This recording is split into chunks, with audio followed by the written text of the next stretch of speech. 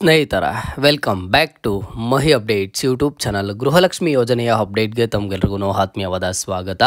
ಇವತ್ತಿನ ಈ ವಿಡಿಯೋದಲ್ಲಿ ಗೃಹಲಕ್ಷ್ಮಿ ಯೋಜನೆಯ 23ನೇ ಕಂತಿನ ಹಣ ಜಮಾ ಕುರಿತು ಕಂಪ್ಲೀಟ್ ಅಪ್ಡೇಟ್ಸನ್ನು ಕೊಡುತ್ತೀನಿ. ಸಾಕಷ್ಟು ಫಲಾನುಭವಿಗಳಿಗೆ ಡೌಟ್ಸ್ ಇದ್ದಾವೆ. ಇಷ್ಟಕ್ಕೂ ಹಣ ಬಿಡುಗಡೆ ಆಗಿದೆಯಾ, ಫಲಾನುಭವಿಗಳ ಬ್ಯಾಂಕ್ ಖಾತೆಗಳಿಗೆ 23ನೇ ಕಂತಿನ ಹಣ DBT ಆಗ್ತಿದೆಯಾ, ಇದರ ಒಂದು ಪ್ರೋಸೆಸ್ ಸ್ಟಾರ್ಟ್ ಆಗಿದೆಯಾ ಏನು ಅಂತ ಹೇಳಿಬಿಟ್ಟು ನಿಮ್ಮಲ್ಲಿ ಸಾಕಷ್ಟು ಡೌಟ್ಸ್ ಆದರೆ ಇರುವಂಥದ್ದು. 23ನೇ ಕಂತಿನ ಹಣದ ಬಗ್ಗೆ ಯಾರೆಲ್ಲ ಇನ್ಫಾರ್ಮೇಷನ್ ತಿಳ್ಕೊಬೇಕು ಅಂತ ಅಂದ್ಕೊಂಡಿದ್ದೀರಾ, ಇವತ್ತಿನ ಈ ವಿಡಿಯೋ ನಿಮಗೆ ಕಂಪ್ಲೀಟ್ಲಿ ಯೂಸ್ಫುಲ್ ಆಗಿರುತ್ತೆ. ವಿಡಿಯೋನ ಕಂಪ್ಲೀಟಾಗಿ ವಾಚ್ ಮಾಡಿ. ಆ್ಯಂಡ್ ಹಾಗೇನು ಕೆಳಗಡೆ ಲೈಕ್ ಬಟನು ಆ್ಯಂಡ್ ಹಾಗೇನು ಸಬ್ಸ್ಕ್ರೈಬ್ ಬಟನ್ ಕಾಣಿಸ್ತಿರುತ್ತೆ, ಹೋಗಿ ಲೈಕು ಸಬ್ಸ್ಕ್ರೈಬನ್ನು ಮಾಡ್ಕೊಳ್ಳಿ. ಆ್ಯಂಡ್ ಈಗಾಗಲೇ ಯಾರೆಲ್ಲ ಲೈಕ್ ಮಾಡಿ ಸಬ್ಸ್ಕ್ರೈಬ್ ಮಾಡಿ ಸಪೋರ್ಟ್ ಮಾಡ್ತಿದ್ದೀರಾ ಎಲ್ಲರಿಗೂ ಥ್ಯಾಂಕ್ ಯು ಸೋ ಮಚ್. ಮೊದಲಿಗೆ ನೋಡಿ, ಗೃಹಲಕ್ಷ್ಮಿ ಯೋಜನೆಯ ಫಲಾನುಭವಿಗಳಿಗೆ ದಸರಾ ಹಬ್ಬದ ಟೈಮಲ್ಲಿ, ಇನ್ನೇನು ದಸರಾ ಹಬ್ಬ ಇವತ್ತು ಆಯಿತು, ನೆಕ್ಸ್ಟ್ ಡೇನೇ ಗೃಹಲಕ್ಷ್ಮಿ ಯೋಜನೆಯ ಫಲಾನುಭವಿಗಳಿಗೆ 22ನೇ ಕಂತಿನ ಹಣ ಆದರೆ ಜಮಾ ಆಗೋದಕ್ಕೆ ಸ್ಟಾರ್ಟ್ ಆಯಿತು. ಇದರ ಒಂದು ಪ್ರೋಸೆಸ್ ಆದರೆ ಶುರು ಆಯಿತು. DBT ಮುಖಾಂತರ ಫಲಾನುಭವಿಗಳ ಬ್ಯಾಂಕ್ ಖಾತೆಗಳಿಗೆ ಹಣ ಆದರೆ ಜಮಾ ಆಯಿತು. ಆ ಟೈಮಲ್ಲಿ ಯಾರಿಗೆ ಜಮಾ ಆಗಿದೆಯೋ ಇಂತಹ ಫಲಾನುಭವಿಗಳು 23ನೇ ಕಂತಿನ ಹಣ ಯಾವಾಗ ಬರುತ್ತೆ ಹೀಗಾಗಲೇ ಜಮಾ ಆಗಿದೆಯಾ ಏನು ಅಂತ ಹೇಳಿಬಿಟ್ಟು ಒಂದು ಡೌಟನ್ನು ಕೇಳ್ತಿದ್ದಾರೆ. ನಿಮಗೆಲ್ಲ ಗೊತ್ತಿರೋ ಹಾಗೆ ಹಾಸನದಲ್ಲಿ ಮಾಧ್ಯಮ ಮಿತ್ರರೊಂದಿಗೆ ಮಾತನಾಡಿದಂತಹ ಸಚಿವೆ ಲಕ್ಷ್ಮೀ ಹೆಬ್ಬಾಳ್ಕರ್ ಮೇಡಮ್ ಅವರು ಒಂದು ಹೇಳಿಕೆಯನ್ನು ಕೊಡ್ತಾರೆ. ನಾವು ಬಂದುಬಿಟ್ಟು ಕಳೆದ 2 ದಿನಗಳ ಹಿಂದೆ ಹಣ ಬಿಡುಗಡೆ ಮಾಡಿದ್ದೇವೆ. ಅಂದರೆ ಫೈನಾನ್ಸ್ ಡಿಪಾರ್ಟ್ಮೆಂಟ್ ಕಡೆಯಿಂದ ಮಹಿಳಾ ಮತ್ತು ಮಕ್ಕಳ ಕಲ್ಯಾಣ ಅಭಿವೃದ್ಧಿ ಇಲಾಖೆಗೆ ಹಣ ಬಿಡುಗಡೆ ಮಾಡ್ತಾರೆ.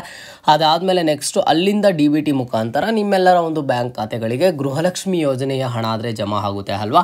ಆ ಒಂದು ಪ್ರೋಸೆಸ್ಸನ್ನು ದೀಪಾವಳಿ ಹಬ್ಬಕ್ಕೆ ಶುರು ಮಾಡ್ತೀವಿ ಅಂತ ಹೇಳಿಬಿಟ್ಟು ಸಚಿವೆ ಲಕ್ಷ್ಮೀ ಹೆಬ್ಬಾಳ್ಕರ್ ಮೇಡಮ್ ಅವರೇ ಒಂದು ಹೇಳಿಕೆಯನ್ನು ಕೊಡ್ತಾರೆ. ಆ ಒಂದು ಹೇಳಿಕೆಯನ್ನು ಕೊಟ್ಟಿದ್ದ ಆದಮೇಲೆ ಇಲ್ಲಿ ಸಾಕಷ್ಟು ಗೃಹಲಕ್ಷ್ಮಿ ಯೋಜನೆಯ ಫಲಾನುಭವಿಗಳು ಒಂದು ಡೌಟನ್ನು ಕೇಳ್ತಿರುವಂಥದ್ದು, ದೀಪಾವಳಿ ಹಬ್ಬಕ್ಕೆ ಗೃಹಲಕ್ಷ್ಮಿ ಯೋಜನೆಯ ಫಲಾನುಭವಿಗಳಿಗೆ 23ನೇ ಕಂತಿನ ಹಣ ಜಮಾ ಆಗಿದೆಯಾ. ಇಲ್ಲಿ ಸಾಕಷ್ಟು ಫಲಾನುಭವಿಗಳು ಕಮೆಂಟ್ಸನ್ನು ಮಾಡ್ತಾರೆ, ಹಣ ಜಮಾ ಆಗಿದೆ ಅಂತ ಹೇಳಿಬಿಟ್ಟು. ಇಷ್ಟಕ್ಕೂ ಇದ್ರ ಬಗ್ಗೆ ಒಂದು ಕ್ಲಾರಿಫಿಕೇಶನ್ ಅನ್ನು ಕೊಡಿ ಅಂತ ಹೇಳಿ. ಮೊದಲಿಗೆ ನೋಡಿ, ದೀಪಾವಳಿ ಹಬ್ಬಕ್ಕೆ ಒಂದು ಹಣ ಜಮಾ ಆಗಿದೆಯಾ ಇಲ್ವಾ ಅನ್ನೋದಕ್ಕಿಂತ ಮುಂಚೆ ನೀವೇನು ತಿಳ್ಕೊಬೇಕು ಅಂತ ಅಂದ್ರೆ, ದಸರಾ ಹಬ್ಬ ಆಗಿದ್ದ ಆದಮೇಲೆ ಗೃಹಲಕ್ಷ್ಮಿ ಯೋಜನೆಯ ಫಲಾನುಭವಿಗಳಿಗೆ ಹಣ ಜಮಾ ಆಗುತ್ತೆ. ಯಾವುದು 22ನೇ ಕಂತಿನ ಹಣ ಆದರೆ ಜಮಾ ಆಗುತ್ತೆ.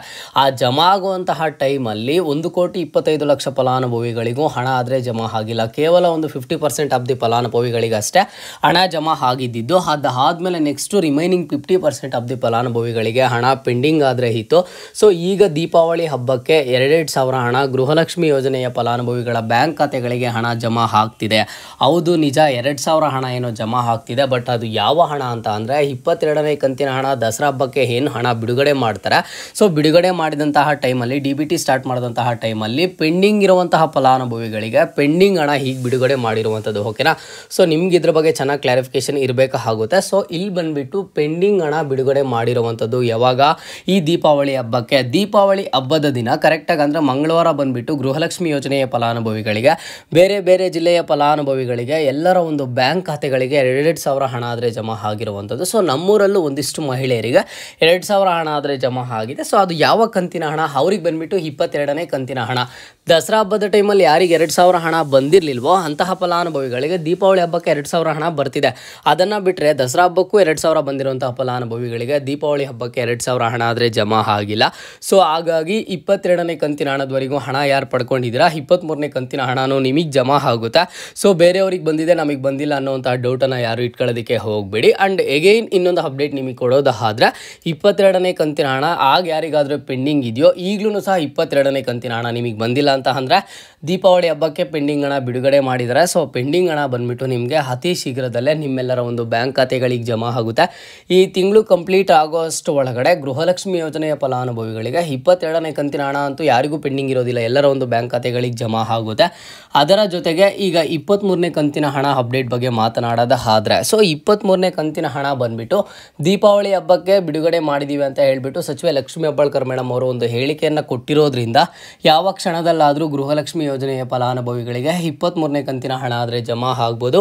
ಇಲ್ಲಿ ಪೆಂಡಿಂಗ್ ಹಣನೂ ಬಿಡುಗಡೆ ಮಾಡಿದ್ದಾರೆ, ಅದ್ರ ಜೊತೆಗೆ 23ನೇ ಕಂತಿನ ಹಣನೂ ಬಿಡುಗಡೆ ಮಾಡಿದ್ದೇವೆ, ಆದಷ್ಟು ಬೇಗ DBT ಮಾಡ್ತೀವಿ ಅಂತ ಹೇಳಿಬಿಟ್ಟು ಲಕ್ಷ್ಮೀ ಹೆಬ್ಬಾಳ್ಕರ್ ಮೇಡಮ್ ಅವರೇ ಸ್ವತಃ ಒಂದು ಹೇಳಿಕೆಯನ್ನು ಕೊಟ್ಟಿರುವಂಥದ್ದು. ಹಾಗಾಗಿ ನಿಮ್ಮ ಒಂದು ಬ್ಯಾಂಕ್ ಖಾತೆಗಳಿಗೆ 23ನೇ ಕಂತಿನ ಹಣ ಯಾವ ಕ್ಷಣದಲ್ಲಾದರೂ ನಿಮ್ಮ ಒಂದು ಬ್ಯಾಂಕ್ ಖಾತೆಗೆ ಜಮಾ ಆಗ್ಬೋದು. ಆ್ಯಂಡ್ ಈಗಾಗಲೇ 1 or 2% ಆಫ್ ದಿ ಫಲಾನುಭವಿಗಳಿಗೆ 23ನೇ ಕಂತಿನ ಹಣ ಬಂದಿದ್ರೂ ನಾವು ಆಶ್ಚರ್ಯ ಪಡುವಂಥದ್ದು ಏನಿಲ್ಲ. ಹಾಗಾಗಿ ನೀವೇ ಕನ್ಫರ್ಮನ್ನು ಮಾಡಿ. ದಸರಾ ಹಬ್ಬದ ಟೈಮಲ್ಲಿ 2,000 ಬಂದು ದೀಪಾವಳಿ ಹಬ್ಬಕ್ಕೆ 2,000 ಬಂದಿದ್ರೆ ಅದು ನಿಮಗೆ 23ನೇ ಕಂತಿನ ಹಣ ಆದರೆ ಆಗಿರುತ್ತೆ. ಆ್ಯಂಡ್ ಒಂದಂತೂ ನಿಜ, ನಿಮಗೆ ಬಂದುಬಿಟ್ಟು ಈಗ ಪ್ರತಿ ತಿಂಗಳು ಹಣ ಜಮಾ ಮಾಡುವಂತಹ ಪ್ರೋಸೆಸ್ಸು ಈಗ ಮತ್ತೆ ಸ್ಟಾರ್ಟ್ ಆಗಿರುವಂಥದ್ದು. ಸೊ ಕಳೆದ ಒಂದು 4 ರಿಂದ 5 ತಿಂಗಳ ಹಿಂದೆ ನೋಡೋದಾದ್ರೆ 2,000 ಬರ್ತಿತ್ತು, ಮತ್ತು 3 ತಿಂಗಳು ಬರ್ತಿರಲಿಲ್ಲ, ಮತ್ತೆ 2 ತಿಂಗಳು ಬರ್ತಿರಲಿಲ್ಲ. ಸೊ ಈ ಥರ ಗ್ಯಾಪ್ ಆದರೆ ಇರ್ತಿತ್ತು. ಬಟ್ ಈಗ ಬಂದುಬಿಟ್ಟು ಯಾವುದೇ ಥರದ ಇದಿಲ್ಲ. ಈಗ ಬಂದುಬಿಟ್ಟು ನಿಮಗೆ 23ನೇ ಕಂತಿನ ಹಣ ಮುಂದಿನ ತಿಂಗಳು 15ನೇ ತಾರೀಕು ಒಳಗಡೆ ನಿಮ್ಮ ಒಂದು ಬ್ಯಾಂಕ್ ಖಾತೆಗಳಿಗೆ ಜಮಾ ಆಗುತ್ತೆ.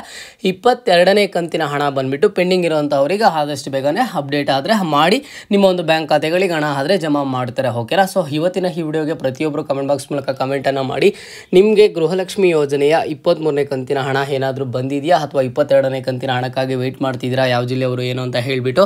ಸೊ ಇದು ಇವತ್ತಿನ ಮಾಹಿತಿ ಆಗಿತ್ತು. ಪ್ರತಿನಿತ್ಯದ ಗೃಹಲಕ್ಷ್ಮಿ ಯೋಜನೆಯ ಅಪ್ಡೇಟ್ ಸಿಗ್ತಿರುತ್ತೆ. ಸೊ ಕೆಳಗಡೆ ಲೈಕ್ ಬಟನ್ನು ಸಬ್ಸ್ಕ್ರೈಬ್ ಬಟನ್ ಕಾಣಿಸಿರುತ್ತೆ, ಲೈಕ್ ಸಬ್ಸ್ಕ್ರೈಬನ್ನು ಮಾಡ್ಕೊಳ್ಳಿ.